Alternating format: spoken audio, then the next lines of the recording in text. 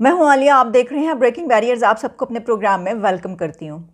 मैं वैसे ही सर्च कर रही थी तो एक बड़ी इंटरेस्टिंग न्यूज़ मुझे मिली और वो वैसे उसके मुतालिक हम काफ़ी मर्तबा पढ़ते रहते हैं, बात करते रहते हैं। आप जानते ही होंगे, सभी को मालूम है।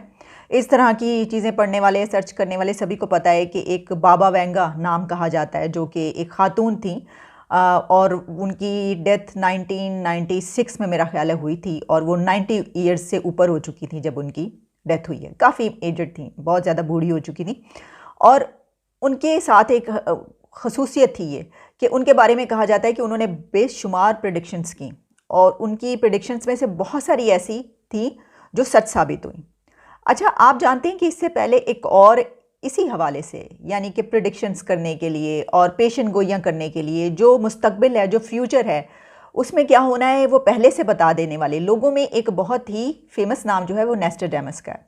नेस्ट्राडामस के बारे में कहा जाता था कि उन्होंने दुनिया की, यानी डेकेड्स नहीं बल्कि सेंचुरीज पर मबनी उनकी जो प्रिडिक्शंस हैं वो पूरी होती रही और अभी तक हो रही हैं। और सब लोग जानते हैं कि उन्होंने 9/11, इसके अलावा उससे पहले जो जो वर्ल्ड वॉर और फिर इस ऐसे बड़े बड़े जो वाक़यात हुए हैं दुनिया में, हिटलर और इस तरह की बहुत सारी उन्होंने प्रेडिक्शंस की थी जो कि पूरी होती चली गई। और कहा गया, देखिए ये हम सिर्फ ये बात करें वो किस हद तक सही होता है या नहीं, इसके ऊपर अभी हम बात नहीं करें। मैं आपको भी बता दूं कि मैं ये बात क्यों कर रही हूँ। ये बात, इसका जो मैं ये जोड़ रही हूँ, ये किसी चीज़ से जुड़ेगा जाकर। तो बाबा वेंगा के बारे में जब हम पढ़ते हैं तो इसी तरह पता चलता है। तो अब पता ये चला, क्योंकि जो बाबा वेंगा है ये सबसे नज़दीक तरीन हमारे इस इरा से पहले अगर आप समझ लें तो वो लास्ट एक ऐसी पर्सनालिटी जिन्होंने इस तरह के काम किए हुए। तो हुआ ये है कि मैं पढ़ रही थी कुछ उनके मुतालिक, तो जो रशिया के आजकल हालात चल रहे हैं, तो रशिया और यूक्रेन के कॉन्फ्लिक्ट के ऊपर उनके कुछ प्रिडिक्शंस आई हुई थी और कहा यह गया था कि बाबा वेंगा ने जो रशिया की प्रिडिक्शंस हैं वो भी उन्होंने की हुई थी। यानी ये कि ये जो जंग है इसकी नहीं, बल्कि उन्होंने ये कहा था कि जो यूरोप है वो तहलील हो जाएगा, वो मेल्ट हो जाएगा और जो बचेगा, जो ताकत बचेगी और जो ताकत रहेगी, जो पावर होगी, वो रशिया होगा। और उन्होंने ये भी लिखा हुआ है कि उन्होंने रशिया का नाम भी नहीं लिया, उन्होंने व्लादिमीर का नाम लिया है।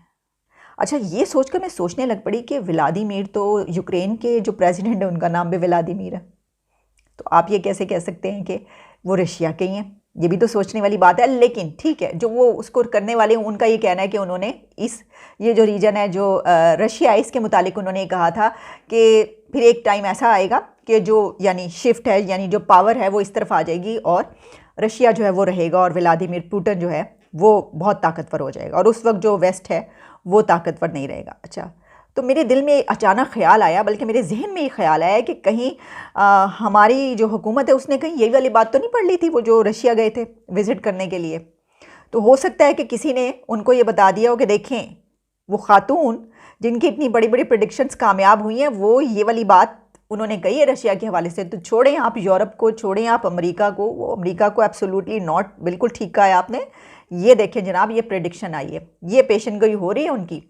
तो फिर फटाफट सामान बांधा हो और हमारा डेलीगेशन वहाँ पर पहुँच गया। और रशिया के अब तो इन्होंने हुक्मरानी करनी है, उन्होंने तो ख़त्म, वो तो हो जाएंगे। देखें, बता दिया है, कितनी बड़ी नजूमी बता के गई है।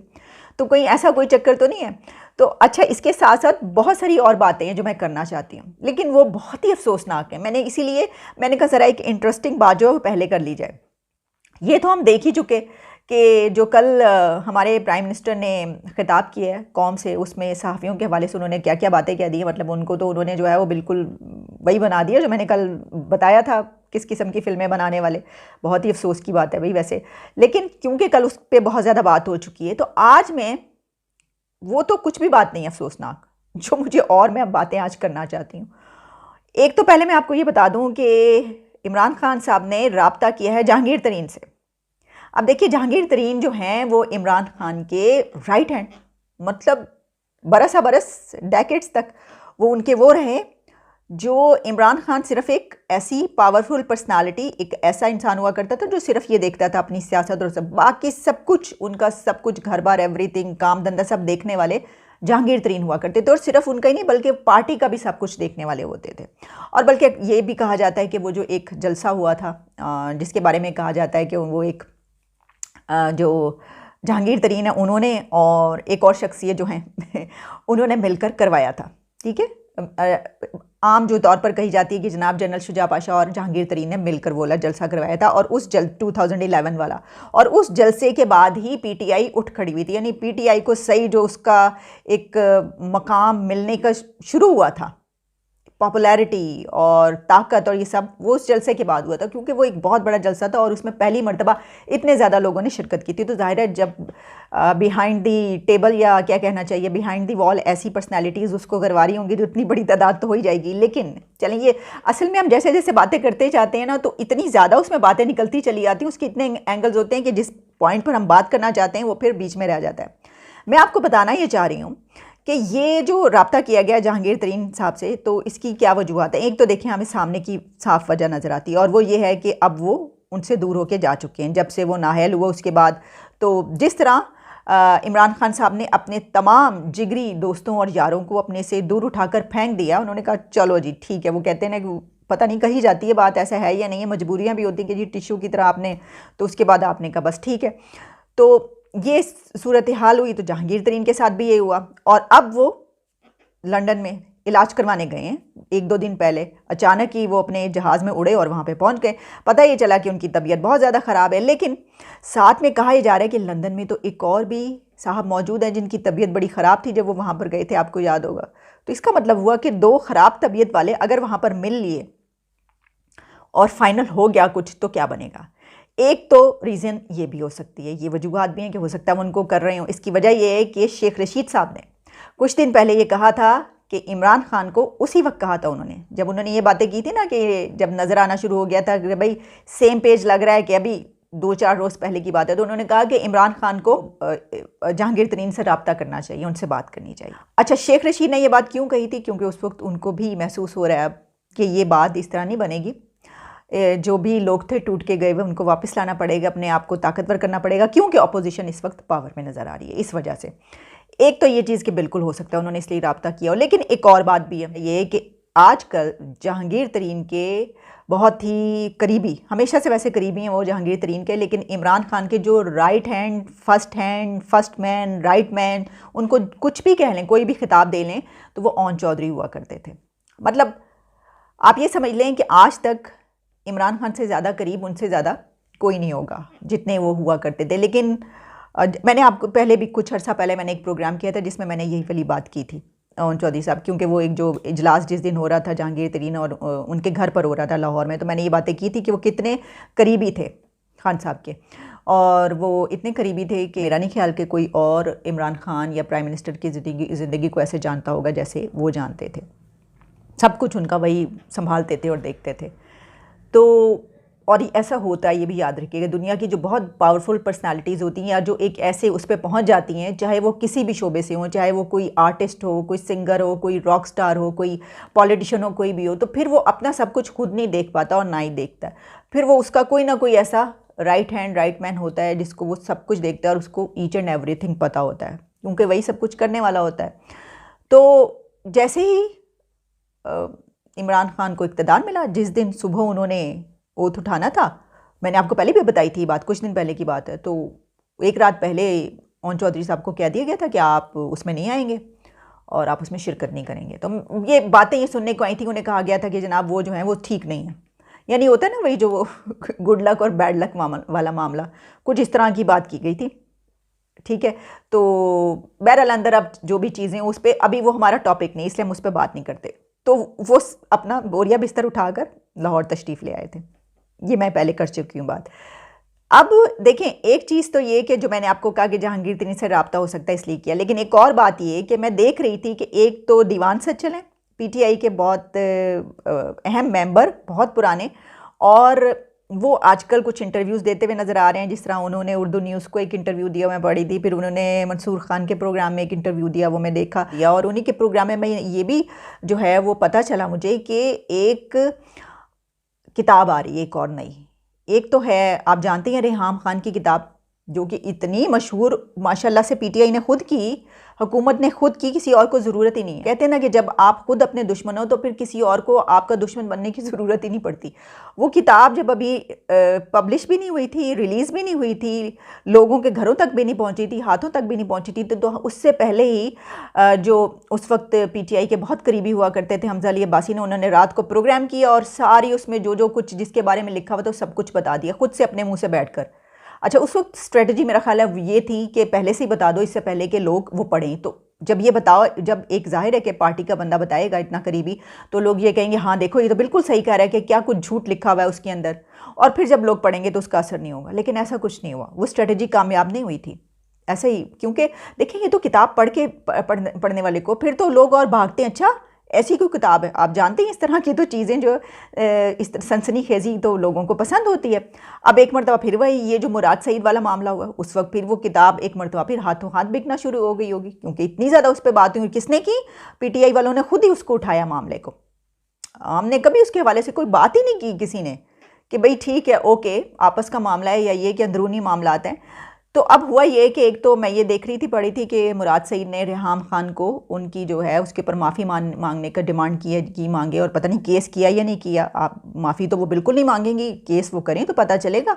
तो अब कहा यह जा रहा है कि एक और बड़ी किताब लिखी जाए। जो किताब है वो ओन चौधरी लिख रहे हैं। उसका हवाला सिर्फ इसलिए दे रही हूँ कि जहांगीर तरीन से जो इमरान खान रब्ता कर रहे हैं या उन्होंने उनको कॉल किया और रब्ता किया है, तो एक वजह तो उसकी वो हो सकती है कि उनको वापस लाना चाहते हूँ इस वक्त की सियासी सिचुएशन की वजह से, लेकिन दूसरी वजह एक और हो सकती है, और वो ये हो सकती है कि ओन चौधरी इस वक्त जहांगीर तरीन के साथ हैं, और अगर ओन चौधरी कोई ऐसी किताब लिख रहे हैं तो वो किताब जो पहले लिखी गई है वो तो कुछ भी नहीं है, वो तो कुछ भी नहीं है। अगर उन्होंने वाकई कुछ ऐसा, बस मेरा ख्याल है इसके ऊपर यहीं पे रुक जाना चाहिए।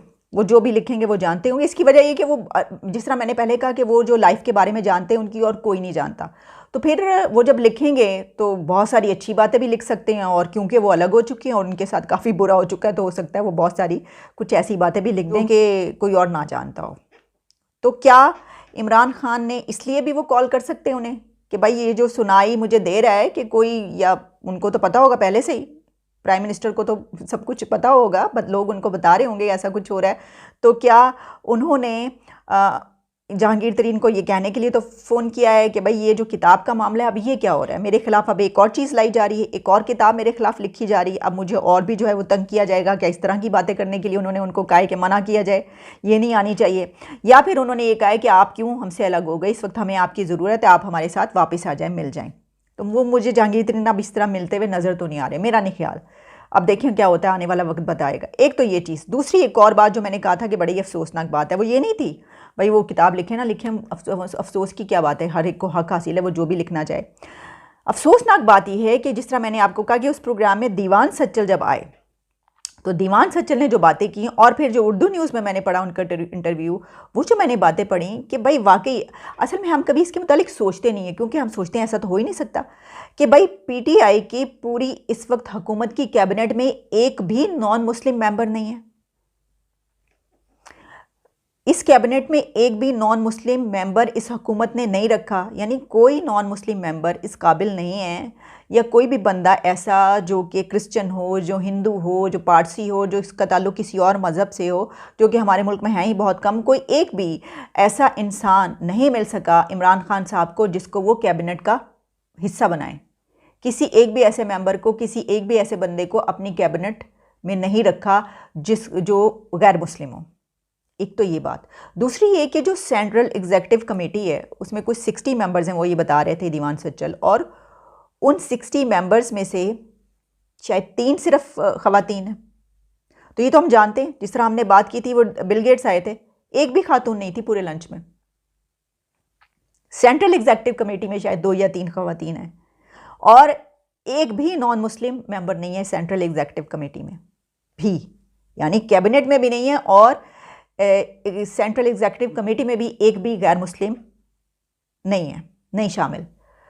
तो इमरान खान साहब तो बहुत ज़्यादा इस तरह का, वो तो अलम बुलंद करके फिरते हैं, वो तो मज़हब का, और रिलीजन को जिस तरीके से वो लेते हैं, फिर वो अखलाकियात की जो बात करते हैं, रियासत मदीना की वो कितना ज़्यादा बात करते हैं, वो इस्लामोफोबिया की कितनी बात करते हैं, ये सब कुछ घूम फिर कर एक चीज़ पे आता है, और वो ये आता है कि हम तो बराबरी के कायल हैं, हम तो रवादारी के कायल हैं, हम तो जिस तरह उन्होंने जस्टिन ट्रूडो को फ़ौरन कहा था कि आप अपने मुल्क में बिल्कुल देखिए अगर मुसलमानों के साथ ऐसा कोई सलूक हो रहा है, तो जो ये कह रहा है उसके अपनी कैबिनेट में एक भी नॉन मुस्लिम या गैर मुस्लिम मेंबर नहीं है।